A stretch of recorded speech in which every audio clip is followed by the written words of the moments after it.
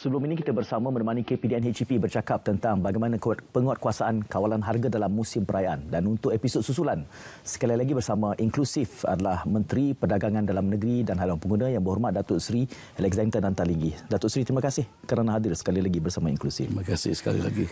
Isu yang berbangkit baru ini, Datuk Seri menyatakan bahawa perlunya pindaan terhadap Akta Kawalan Harga. Dan antara lain, pindaan ini dikatakan penting agar tindakan boleh dibuat tanpa perlunya waran. Jadi bila timbul soal tanpa waran ini, bagaimana boleh ditegakkan keadilan kepada semua pihak, peniaga, pembeli dan juga pengguna? Ya, prinsipnya kita nak menegakkan keadilan. Sebelum ini, akta yang dikatakan yang dipindah ini juga untuk menjurus kepada menjaga keadilan. Dan apabila kita buat pindaan ini, kita masukkan klausa yang kata tanpa waran, bukan kita nak tidak pedulikan keadilan. Memang kita nak lebih keadilan juga. Mengapa kita perlukan yang ini? Yang mungkin boleh disalah harapkan sebagai tidak akan memberi keadilan. Tidak. Sebenarnya kita memerlukan ini supaya kita boleh bertindak dengan lebih cekap, pantas. Sekiranya ada aduan, ada kes berlaku di lapangan, kalau kita nak tunggu mendapatkan waran, kes itu dah berlalu dah. Jadi kita tidak boleh ambil tindakan yang sewajarnya kita ambil. Dan sepatutnya tindakan itu yang boleh menangani masalah ataupun sebagai untuk mengelakkan orang lain berbuat sama. Jadi kalau kita boleh bertindak tanpa waran ini, serta-merta kita bertindak, jadi kita boleh mengatasi masalah sebab bila tanpa waran dia tidak mengambil masa untuk kita mendapat warannya terlebih dahulu. Jadi dengan itu kita boleh bertindak dengan cekap penguatkuasa kita. Jadi dengan cepat. Jadi itu yang penting. The essence of yang kita memerlukan tanpa waran ini supaya kita boleh bertindak dengan pantas. Jadi yang itulah memberi keadilan. Kita sentiasa nak menegakkan keadilan kepada dua pihak, pengguna juga peniaga. Apa perkembangannya semenjak pengumuman tentang perlunya pindaan ini sehingga ke hari ini? Mungkin ada yang boleh dikongsikan bersama. Ia berkesan sebab seperti mana telah saya jelaskan tadi, ada kes aduan, kita tak perlu mendapatkan waran, pantas bertindak dengan pantas. Jadi sudah menunjukkan kebaikannya ini digunakan. Datuk Seri, insiden penggunaan petrol bersubsidi khususnya di selatan tanah air berleluasa dan timbul pelbagai polemik dan laporannya di media masa. Kelihatannya penguatkuasaan agak sukar dalam konteks ini. Kereta asing yang datang mengisi petrol bersubsidi. Dia bukan sukar dari segi nak kalau ia kejadian. Ia suka bagi kami kerana stesen ini banyak. Jadi penguatkuasaan kami hanya 2,200 di seluruh negara. Dan nak katakan kita tempatkan di setiap stesen beberapa penguatkuasa anggota kita. Bagaimana kita nak pantau yang lain. Harga barang, keberadaan barang dan keperluan yang lain yang memerlukan tenaga anggota penguatkuasa. Sebab itu dia sukar. Jadi ini memang berleluasa sejak kita buka kita punya sempadan. Dan sebab itu telah diumumkan dan kita memperingatkan semua pihak termasuk orang kenderaan asing itu kalau nak isi minyak tolonglah jangan isi dengan RON 95 yang bersubsidi yang khas untuk warga Malaysia saja. Tadi kita bergantung sangat kepada kerjasama dan juga tanggungjawab daripada pengusaha stesen itu sendiri.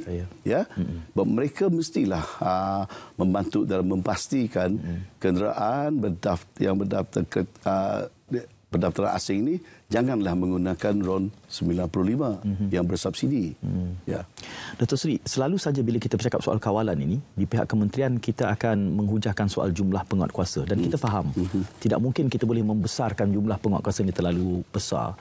Dalam konteks keberkesanan kawalan harga, apa strateginya ke depan? Dalam keadaan kita punya skema harga terkawal dan di waktu yang sama penguatkuasaan agak terbatas dengan jumlah penguatkuasaan yang ada.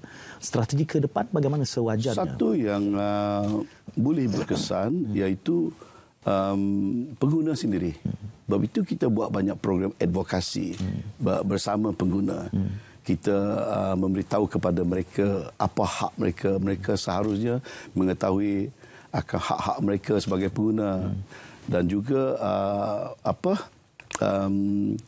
bolehlah bersikap lebih bertanggungjawab, iaitu kalau ada penipuan berlaku, laporkan. Ya, kalau ada kenaikan harga yang tidak berpatutan, laporkan. Jangan takut, jangan dalam sosial media secara umum saja. Kami pun sukar nak kesan di mana yang berlaku, siapa buat begitu. Jadi sebab itu kita dah umum, kita dah wawarkan selama ini.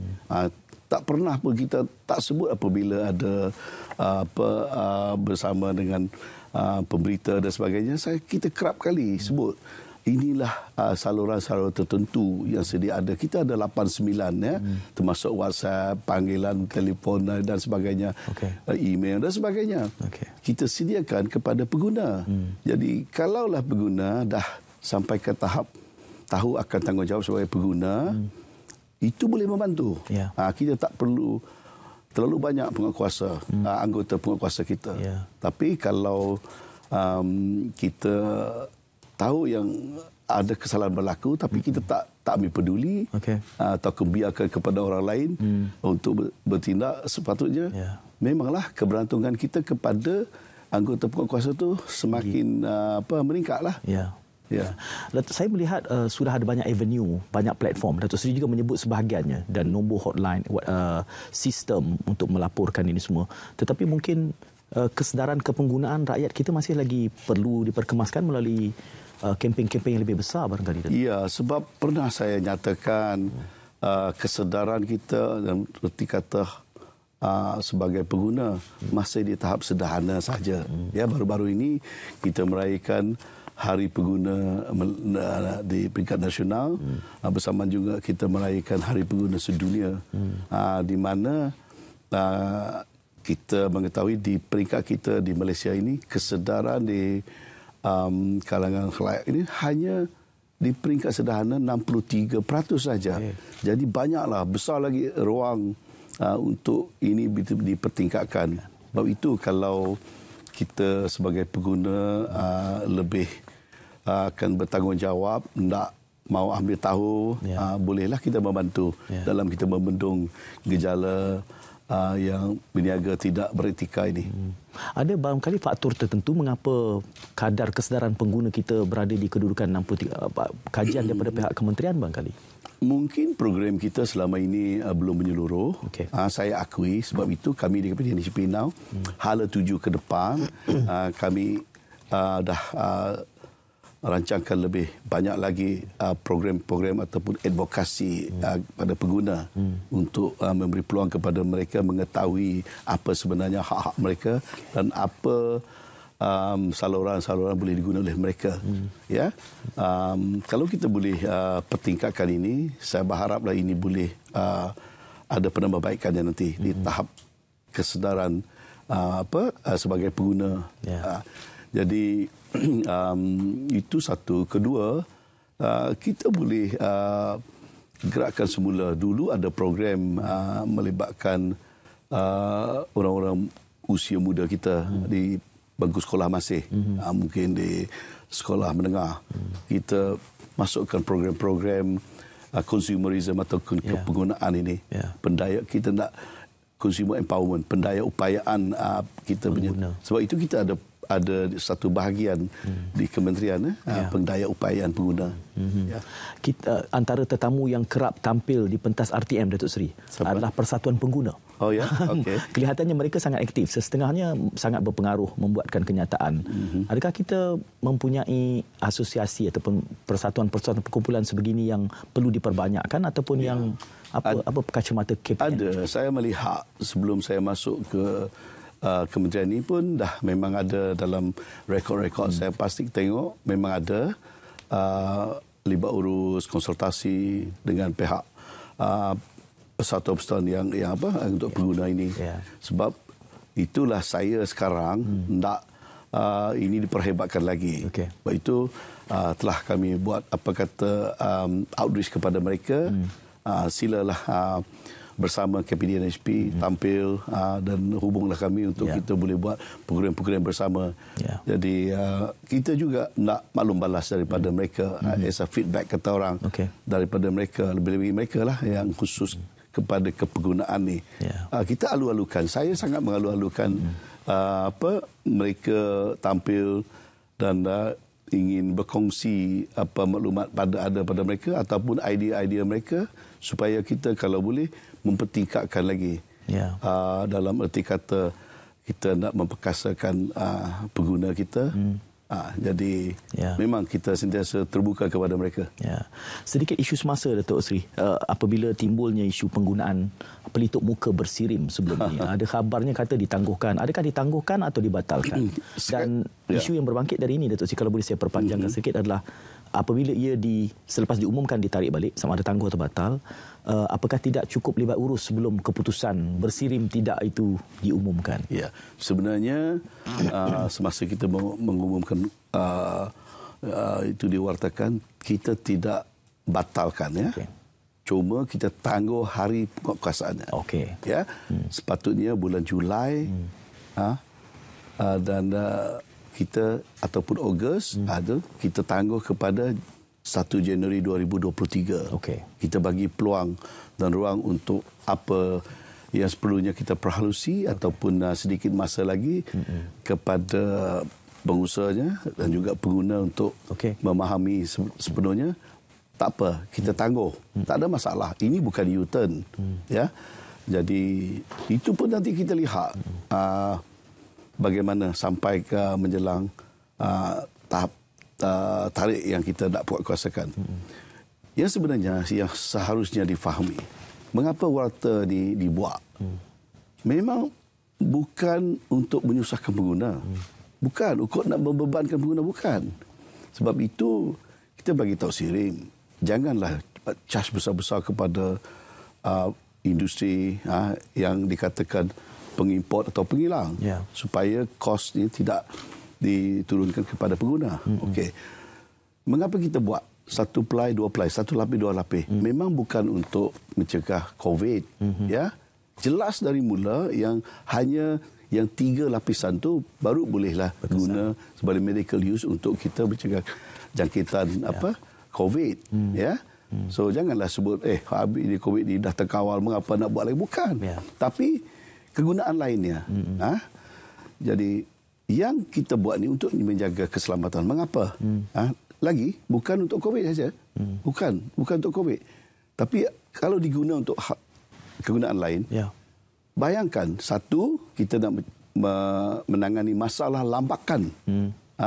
Lambakan pelitup muka ni dari negara yang kita import lah, mana-mana negara kita lambakan kepada negara kita.